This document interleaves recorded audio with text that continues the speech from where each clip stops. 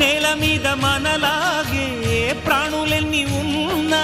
పిలిచేందుకు పలికేందుకు చుట్టరికాలతో చుట్టుకునేందుకు ఎన్నెన్నో అందమైన వరసలు మనవేలే కన్నా నోరార పిలిచిన పలకని వాడిన మనసున మమతలున్న మనిషిని కానా